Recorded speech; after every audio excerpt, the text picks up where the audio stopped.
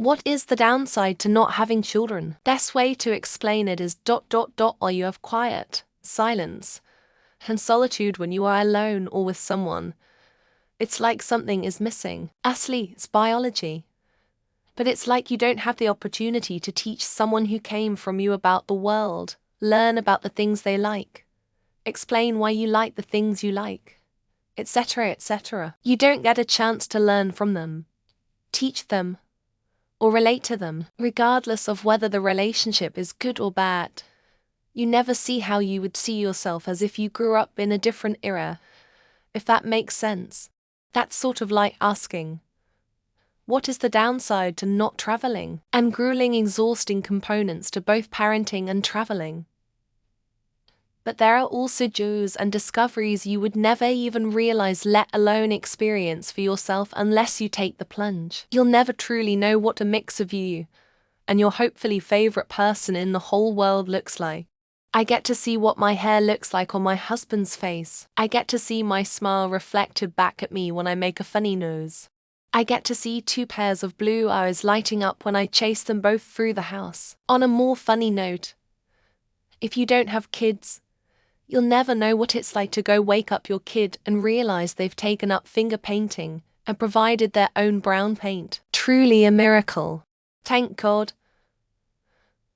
I live in a state where we have a death with dignity law.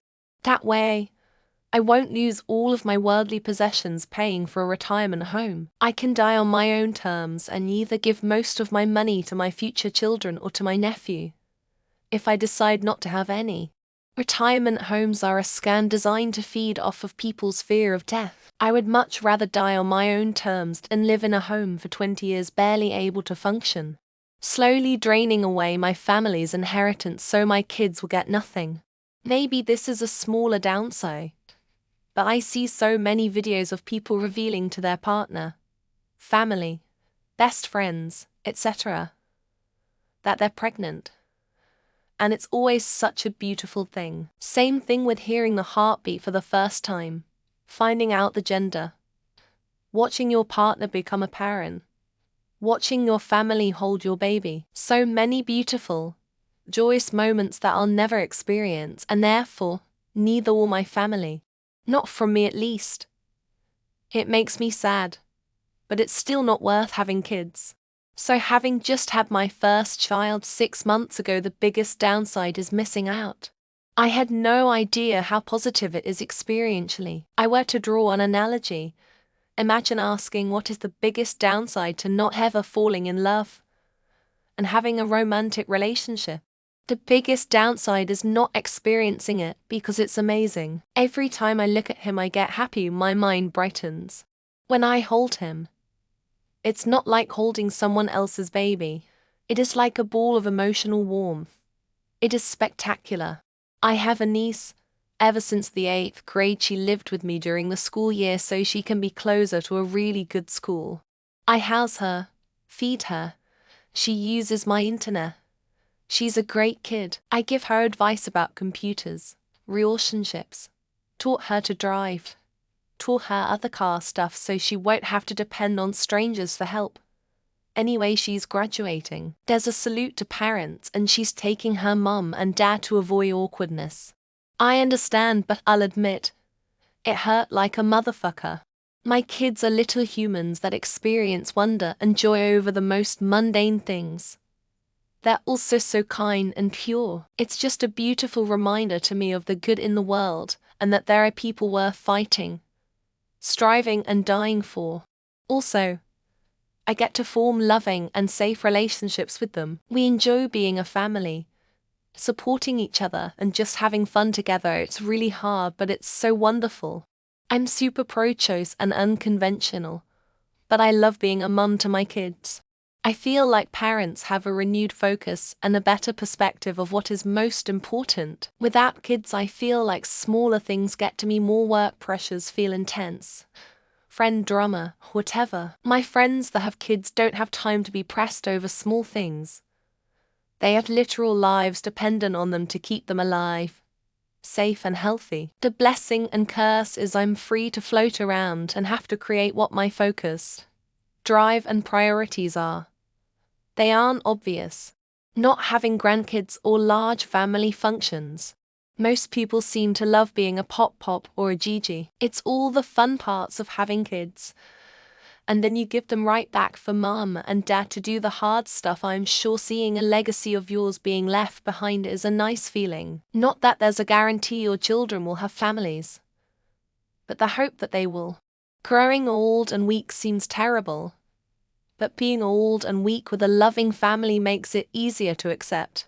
Taught on this very topic, by not having kids you risk your bloodline going extinct, because unless you have a sibling who has the same bloodline as you and your parents, that bloodline will be extinct. If you live to old age and have no significant support from close friends or family, it's going to really suck in the coming decades with a shrinking population and frightening economic impacts. Or from the government.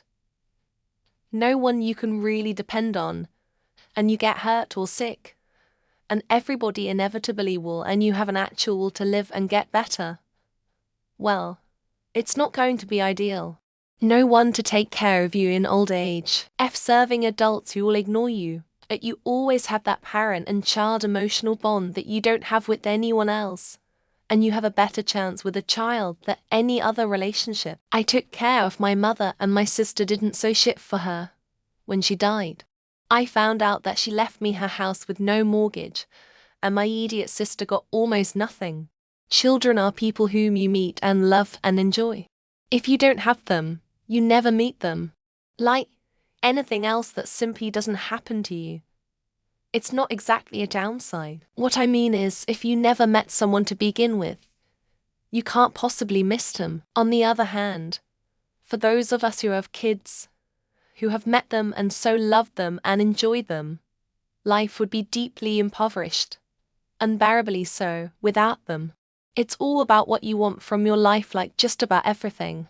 If you don't want kids but you want your family name to live on, then you kind of need to figure it out. If you don't want kids and never have kids, cool, good for you. If you want kids and can't have them, then you're in a tough spot with certain decisions. If you want kids and have them, cool, good for you. You have to hear people say, why don't you have kids, and guilt trip you thousands of times. And if in a heterosexual relationship the male gets asked, it's her, isn't it? Regularly. That's it for me. No one to take care of you in old age is ridiculous. Plenty of people have children who won't take care of them later in life. You shouldn't have children to be your slave later in life. When you're older and sitting in an empty house, you may regret not having any. But at the same time you may not. And I think either way you won't know until you finally get older. Like, I don't necessarily want kids, but I have 5 siblings and know we are the best thing that happened to my dad. It's kind of scary sad to think about making the decision now, at 26. I was told once that if you want children in your life, you will find a way. But it doesn't have to be having your own biological children. I got the best of all the world's stepchildren who are now having kids, and my own nieces and nephews whom I adore. I don't feel like I'm missing out by not having my own, because I have my own. It's just a different wrapper. It's hard to explain the experience of watching your kids grow. When they're young, they almost change daily. If anything is much more interesting than things most people do without kids. It's also hard to convey how much you love them and how much they mean to you. People without kids just can't know what it's like.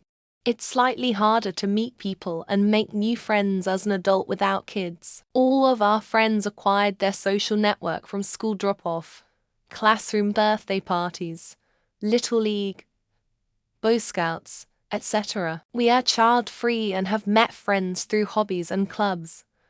But it's much harder to meet people suited to being a good spouse and parent, people who are stupid, insane, violent, on drugs, poor and uneducated will have kids anyways. And there's no one in the next generation to counterbalance that.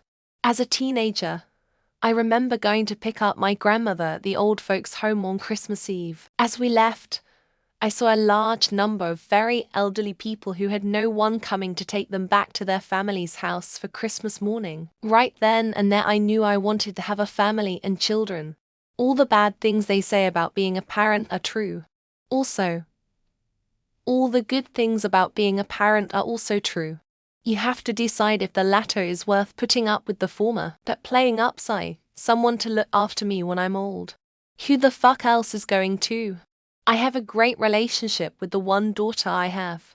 But it was rocky when she was old. She's 35 and my wife's dead. The only time my phone rings is from her checking to see if though I wanted to strangle her as I'm blessed to have I'm proud she's mine. My sister told me the best part of having kids was reliving the magic of being a kid. Halloween, Christmas, Disney through their eyes. My time's running out. But I do hope one day I have the means and stability to have a son or daughter to give them the best of everything. You're going to have to find someone else to put you in a nursing home. But on a serious note, having someone that you love that's hopefully more mentally, physically capable than you will help take care of you in your latter years. Not being able to imprint my own ideas and beliefs into a hollow shell ready to be filled with whatever is lying around. I might get sad when I'm 70 without kids. But I probably won't get to 70. Naps are awesome.